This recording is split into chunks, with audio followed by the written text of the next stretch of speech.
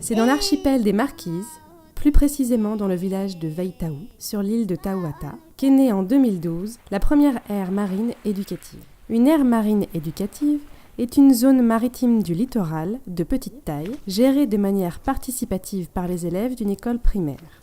À la suite d'une campagne océanographique, les scientifiques ont montré aux enfants les merveilleuses richesses sous-marines qu'ils avaient observées. Les enfants ont dès lors souhaité protéger leur patrimoine. 6 aires marines éducatives sont ensuite créées sur l'ensemble de l'archipel des Marquises. C'est la naissance du premier réseau d'aires marines éducatives au monde, le réseau Pukatai.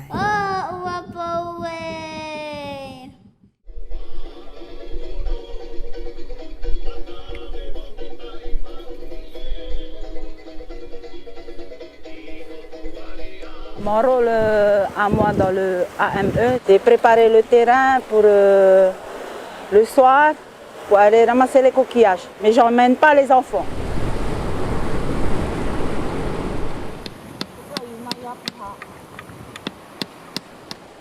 Le lendemain, on invite les enfants à venir découvrir l'activité, le nettoyage des chitons et le nettoyage des coquillages. Et aussi connaître les noms des coquillages.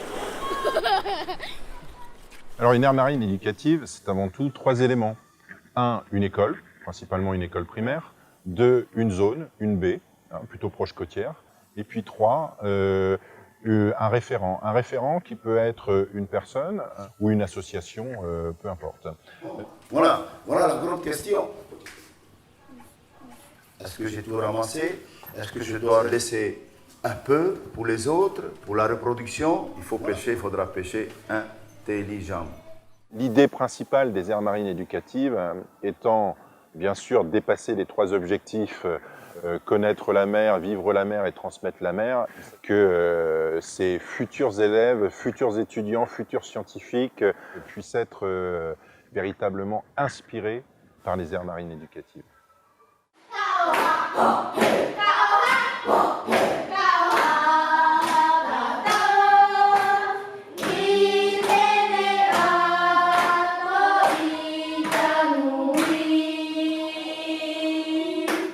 La part de la culture dans la perception de l'environnement est très importante. Parce que les enfants ne sont pas uniquement là pour étudier écologiquement des tortues, des baleines, des dauphins. Ils sont là aussi pour comprendre pourquoi c'était important avant que ces espèces perdurent et qu'elles ont un lien avec leur propre histoire, leur propre vallée.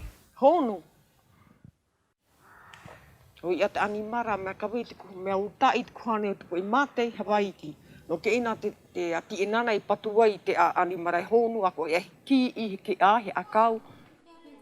Les enfants ont soif de légendes, de leur histoire, d'analyser même les choses, de comprendre. Et l'AME n'apporte que ça. Dans chaque île où des aires marines éducatives sont présentes, le concept se diffuse naturellement entre les écoles.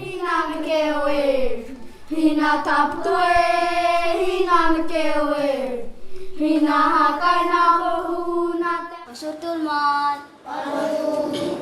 Je vais vous dire pourquoi on a mis en place cette AMEP. C'est pour protéger la biodiversité marine de ces espaces et l'écosystème. Donc l'objectif de notre venue, c'est de vous sensibiliser afin que vous, si vous voulez les enfants, ça c'est vous qui allez décider si vous ouvrez votre aire marine avec les pêcheurs, avec les habitants.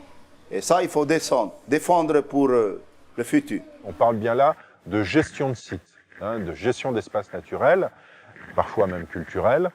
Et donc cette gestion, pour que les enfants, en tout cas, la comprennent pleinement, il faut qu'ils la visionnent. C'est pourquoi déterminer une zone, le faire avec eux et faire en sorte qu'ils s'approprient aussi une partie de leur territoire, c'est un plus indéniable. Parallèlement au déploiement en Polynésie française du réseau pionnier et marquisien, 8 écoles pilotes ont été sélectionnées pour expérimenter et développer le concept d'aire marine éducative en France métropolitaine et outre-mer. L'école du Forestou à Brest fait partie de ces 8 écoles. Vous savez qu'on a vu un crabe. Ah bon? Et il est où le crabe là? Bah dans le seau, il est dans le seau. Génial. Et qu'est-ce que tu vas en faire après alors? Ben je sais pas, on va libérer. J'attends que Marius et Léonie, mes copains, les voient puisque j'ai envie qu'ils sortent de sa cachette pour qu'on le voit. En tout cas, il est quelque part dans le seau. Dans cette école, on sent la démarche commune pour arriver à une aire marine éducative. Ça ne pourrait pas se faire si les enfants n'étaient pas complètement acteurs, ni toute l'équipe enseignante. Il faut vraiment que ce soit une démarche commune, une volonté commune. Manon et Swan, venez. Alors lequel on choisit? Lequel? Chef Rocher, Joséphine? Celui-là? Vous venez voir? Alors, qu'est-ce qu'on a là? Plein de quoi? Bigorneau. Alors les enfants s'approprient le territoire, s'approprient leurs connaissances parce qu'ils vont sur le terrain. C'est du concret, ils ont vu les choses et ils peuvent plus facilement en parler que si ils avaient appris ces connaissances dans des livres.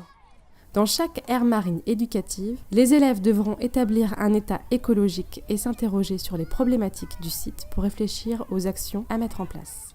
Et c'est là que ça devient vraiment intéressant et novateur en fait, c'est ce côté où les enfants vont mener une réflexion de A jusqu'à Z, une réflexion critique sur un site qu'ils ont délimité eux-mêmes. Les enfants interviennent très activement dans ce type de projet, ce n'est pas une histoire d'adultes. Ils participeront donc à un conseil de la mer, en présence des adultes partenaires. Donc ce conseil, il va réfléchir bien sûr à la gestion du site, mais il va aussi pouvoir aller interpeller par exemple des élus, des politiques locaux, des usagers du milieu marin. Et donc c'est là où ça devient vraiment intéressant puisque les enfants sont en position d'interpeller les adultes sur ce qu'ils ont pu constater dans leur site. Je pense que c'est vraiment la plus-value qu'on peut apporter, c'est qu'en effet que le projet ne soit pas juste vécu par l'école et dans l'école, mais qui soit bien en lien avec le territoire et avec la dynamique des acteurs locaux. Là, le choix de l'école d'aller mettre en place une aire marine éducative, c'est de préserver un petit bout de littoral qui est proche de l'école, sauf que c'est un espace qui est utilisé par plein d'autres acteurs. On est vraiment on préserve un milieu naturel, mais avec tout l'écosystème autour, et y compris les activités économiques ou touristiques qui peuvent se développer. Qu'est-ce que vous pensez de celui-là? Il n'est pas la bonne taille. Ah bah oui, tu vois, maintenant, ça y est, maintenant qu'on a vérifié une fois ou deux, on a ça comme repère, on sait que c'est pas de la bonne taille. L'environnement, la protection de l'environnement va prendre de plus en plus d'ampleur dans l'avenir. Il est temps de s'y mettre. Beaucoup d'enfants l'ont déjà compris et parfois plus que certains adultes. Allez, on va remettre tout ça à l'eau. Madame Bellec, Ryan, il a pris un truc vivant.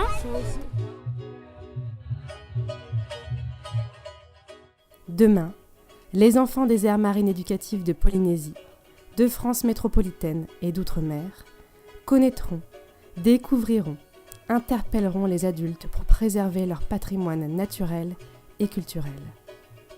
Et pourquoi pas bientôt sur tous les océans ?